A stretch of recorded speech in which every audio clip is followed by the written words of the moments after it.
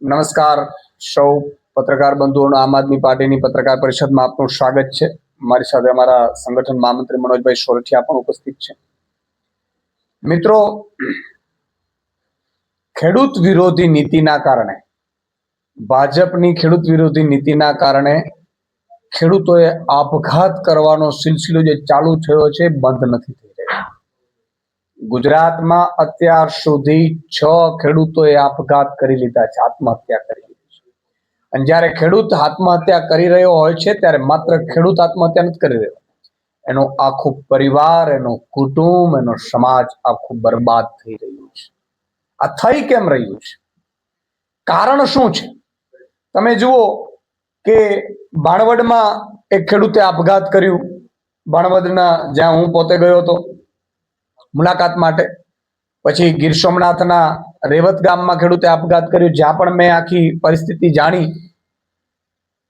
એવી પરિસ્થિતિઓ હતી કે ખેડૂતના પરિવાર પાસે ના તો કમાવાનું બીજું સાધન છે કે ન એમની પાસે બીજે લોન લઈ શકે એવી સ્થિતિઓ છે.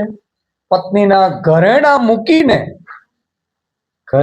મૂકીને એમણે જે લોન લીધી એના પણ હપ્તા ભરી શકાય એમ નહોતા, વ્યાજ ભરી શકાય એમ નહોતું.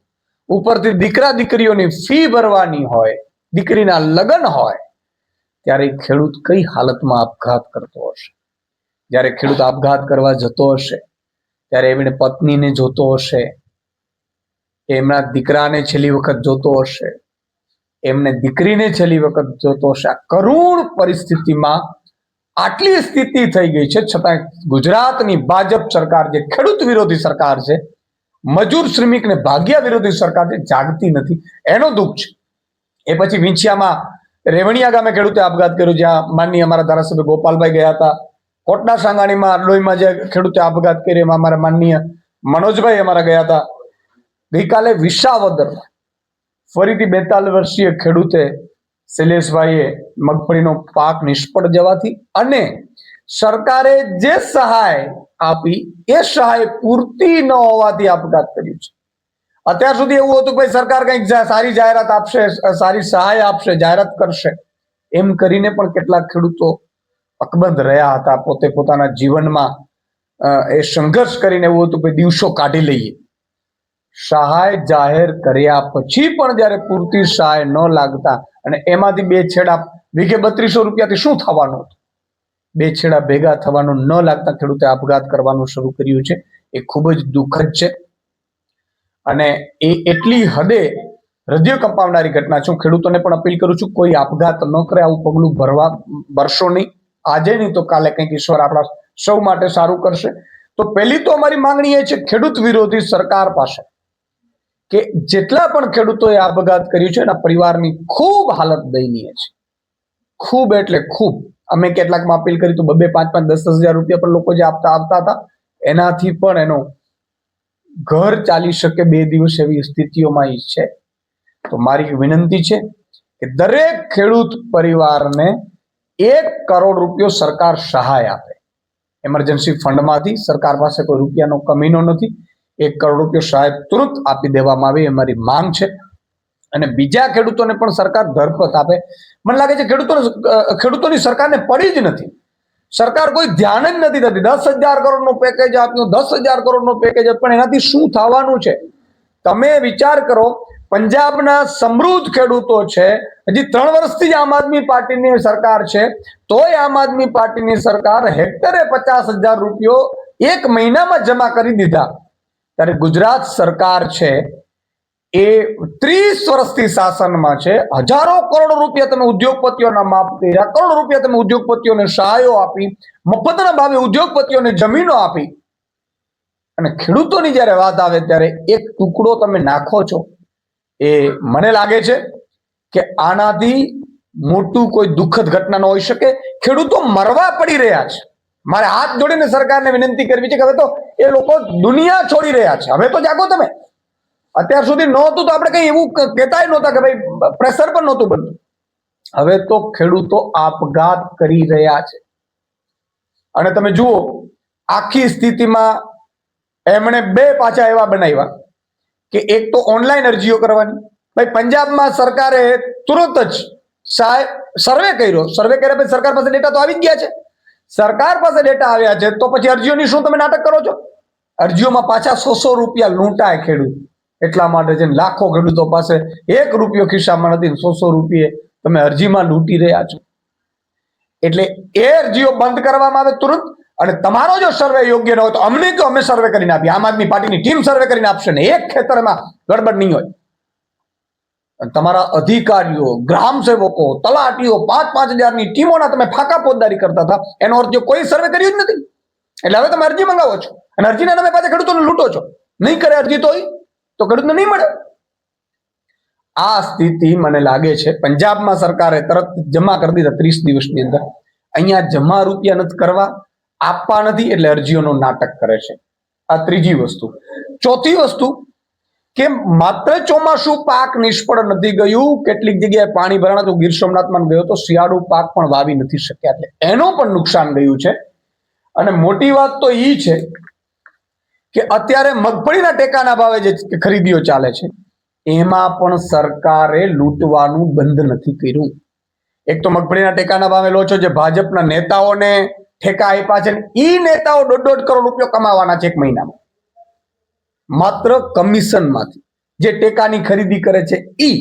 એટલા માટે હું કહું છું ખેડૂતોને કે તમારા મારા નામે કેટલી લૂંટ ચાલે છે, ભાજપના નેતાઓ કેટલા માલામાલ થઈ રહ્યા છે તમારા મારા નામે, એટલે હું કહી રહ્યો છું કમિશનરોના નામે. હવે એમાં પણ ભાજપે કેવી ગેમ કરી, બારદાનમાં મને અમને ફરિયાદો ઢગલા બંધાઈ છે. અમારા લીડરો જયારે મિટિંગો વિઝિટો કરી છે એપીએમસીની, ત્યારે એમાં ખુલાસા થયા છે બારદાન જે 700 ગ્રામનો હોય છે, કૃષિ વિભાગ એને 1000 ગ્રામનું ગણે છે. એટલે જેના કારણે બોરી દીઠ 300 ગ્રામ છે એ મગફળી વધારે તમારે ખેડૂતની લઈ લો છો. હવે આ મગફળી તમે જો 125 મણે પણ જો ગણવા જાઓ તો 2000 રૂપિયાથી વધારે એક ખેડૂતે ખાલી બોરીએ તમારી આ મગફળીઓ 2000 રૂપિયા ખેડૂતે એમાં જાય છે ખેડૂતનો. તો આ તો તમે કેવી લૂંટ ચલાવો છો, કેવી લૂંટ ચલાવો છો.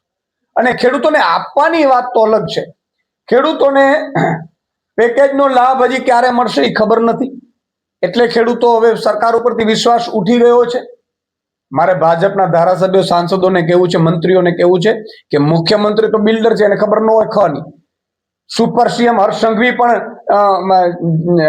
એ વેપારી છે, એને ખબર ન હોય આ બધું. એને તો એના ધંધા કરવા શેર માર્કેટના એ બધામાં ખબર પડતી હોય.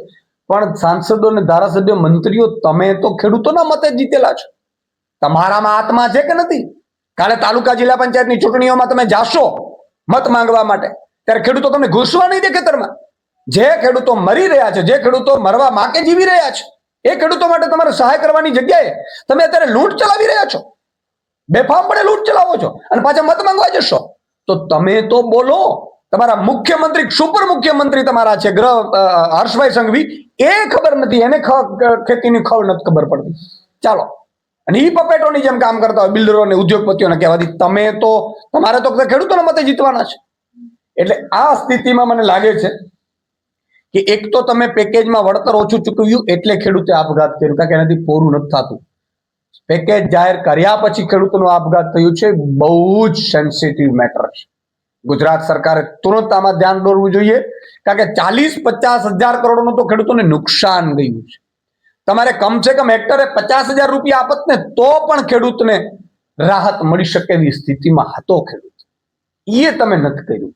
અને હવે તમે અરજીઓના નામે નાટક કરો છો ને એમાં પણ 100 રૂપિયા ખેડૂતો પાસેથી ઉઘરાવે છે, કારણ કે તમે વીસીને પણ તમે કઈ આપતા નથી. એટલે આ બધી બાબતોમાં મને લાગે છે કે ખેડૂત વિરોધી નીતિ છે.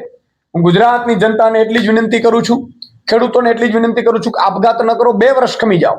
તમે 30 વર્ષથી ભાજપીય કડદા પાર્ટીને સહન કર્યું છે. હું આપને આશ્વાસન આપું છું, વિનંતી કરું છું, પ્રાર્થના કરું છું કે 2 વર્ષ સંઘર્ષ કરી જાઓ. અને વિજય માલ્યા પણ અહીંથી ભાગી ગયો, લોનના રૂપિયા ભર્યા નથી, તો એને આપઘાત નથી કર્યું. અને ભાજપના નેતાઓ જેને ભગાડ્યા છે, ભાજપના કેટલાય મળતિયા ઉદ્યોગપતિઓ ભાગી ગયા છે લોનોના. તમે લોનોના ચક્કરમાં કે લોનોના ફોન આવે એનાથી ડરો નહીં. આપણે હિંમતથી એને સમય કાઢીશું, સમય આપણે આવશે ત્યારે ભરપાઈ કરી દેશું. ને 2 વર્ષ પછી આમ આદમી પાર્ટીની સરકાર બનાવો, તમે તમારી પોતાની સરકાર બનાવો. અને કોઈ પણ લોભ લાલચમાં આવ્યા વગર. તમારો જ્ઞાતિનો આગેવાન અત્યારે આવતો નથી, તમારો જાતિનો આગેવાન આવતો નથી, અત્યારે તમારો ધર્મનો આગેવાન પણ આવતો નથી. ક્યાં ગયા છે બધા? કલાકારો ક્યાં ગયા છે? મોટિવેશનલ સ્પીકરો ક્યાં ગયા છે? ખેડૂતોને ખ બોલતા નથી. ખેડૂતોને અત્યારે ઉપર આપણે નીચે ધરતી છે, ખેડૂતો મરી રહ્યા છે ત્યારે ખેડૂતોનો ખ નથી બોલતા. ત્યારે આવા લોકોથી તમારે હવે આગામી ચૂંટણીઓમાં છેતરાવાની જરૂર નથી. આવા લોકો આવે એટલે ઊભી પૂંછડીએ બગાડજો. બાકી અમે બેઠા છીએ. એટલે 2 વર્ષ કોઈ આવું ખરાબ પગલું ન ભરે એવી મારી વિનંતી છે. હું હાથ જોડીને પ્રાર્થના કરું છું કે કોઈ ખેડૂત આવું પગલું ન ભરે. ખેડૂતો માટે આમ આદમી પાર્ટીએ વિઝન રાખ્યું છે. ઘણા લોકો સોશિયલ મીડિયામાં વિડીયો બનાવે છે સુદાનભાઈના કે ઉદ્યોગપતિ કઈ રીતે બનાવશો. ખેતીને જ્યાં સુધી ઉદ્યોગોની જેમ ટ્રીટ નહીં કરીએ અને ઉદ્યોગની જેમ આપણે ખેતી નહીં કરીએ ત્યાં સુધી ગુજરાતનો ખેડૂત સમૃદ્ધ નથી બનવાનો અને ગુજરાત પણ નંબર 1 રાજ્ય નથી બનવાનું. અત્યારે તમે જો ગુજરાત પીછળતું જાય છે. 20મા નંબરે આપણે આવી ગયા બધી સ્થિતિઓમાં. જે ગુજરાત 5 વર્ષમાં કેટલું પાછળ વયું ગયું છે. લોલમ લોલ ચલાવો છો તમે. એટલે મારી વિનંતી છે કે ખેતીને ઉદ્યોગો કઈ રીતે ઉદ્યોગ બનાવી શકાય એવી અમારી પાસે વિઝન છે, જે આગામી સમયમાં અમે તમારી સમક્ષ રાખીશું. પણ અત્યારે કોઈ આપઘાતનો વિચાર ન કરે અને સરકાર તુરંત આ ખેડૂતોના પરિવારની મુલાકાત લે.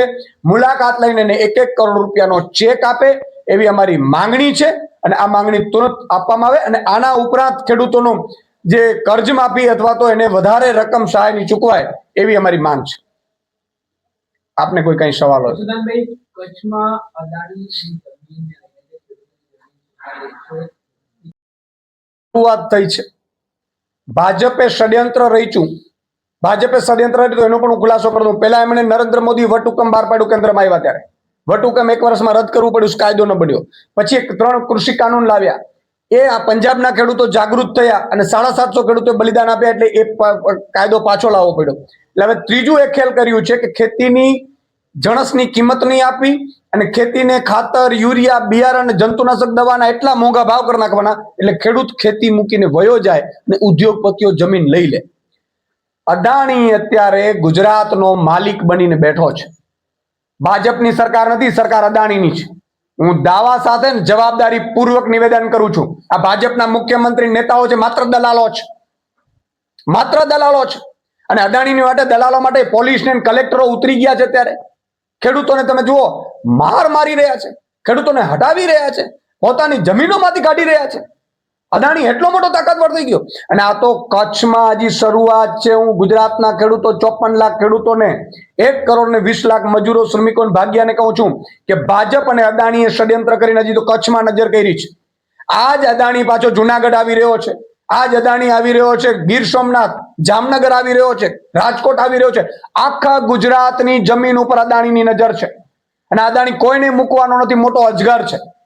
અને એ અત્યારે સરકારમાં બેઠો છે. જે આપણે ચૂંટીને મોકલ્યા છે માત્ર દલાલો છે અદાણીના. અદાણી કેટલું પાણી પીએ છે અને પોલીસ પણ અદાણીના નામે અત્યારે કામ કરી રહી છે. તમે જુઓ, પોલીસ પપેટ બનીને કામ કરી રહી છે. પોલીસ અધિકારીઓ જો અદાણી ન કરે તો બીજે દિવસે ડાંગમાં બદલી કરી દેવામાં આવે છે. મેં જાણ્યું છે ત્યાંથી. ખેડૂતો અત્યારે ખૂબ પરેશાન છે. ખેડૂતોનું કોઈ સાંભળતું નથી. એટલે અદાણીએ ગુજરાતના ખેડૂતોને, ગરીબોને, વંચિતોને, શોષિતોને કહેવા માંગુ છું, તમારા જેટલા પણ ખેડૂતના ભાજપના નેતા હોય એનાથી ચેતીને રહેજો. એ અદાણીના દલાલો છે, અંદરખાને છુપેલા છે અને તમારી જમીનો ઉપર કબજો કરશે. આ ખેડૂતો કચ્છમાં હજી શરૂઆત છે. એ કચ્છ મામલે અમે લડી રહ્યા છીએ. અમારા નેતા શ્રી સંજય બાપટજી અને કાયનાત અંસારીજી ગયા હતા. સંજય બાપટજી તો અનશન ઉપર પણ ઉતર્યા છે અને એની ખેડૂતો માટે અમે લડી રહ્યા છીએ. જરૂર પડે અમે પણ જઈશું ખેડૂતો માટે. પણ મેં કીધું એમ કે અત્યારે અદાણીએ આખા ગુજરાતનો કબજો કરી લીધો છે અને અદાણીને હટાવવો, તમારે ભાજપને હટાવવું પડશે. આગામી તાલુકા જિલ્લા પંચાયતની ચૂંટણીઓમાં ભાજપનો ગમે તેવો આપણો સગો મામો પણ નેતા આવે તાલુકા પંચાયતને, જિલ્લા પંચાયત લડવા, તો એને મત ન આપતા એવી મારી વિનંતી છે.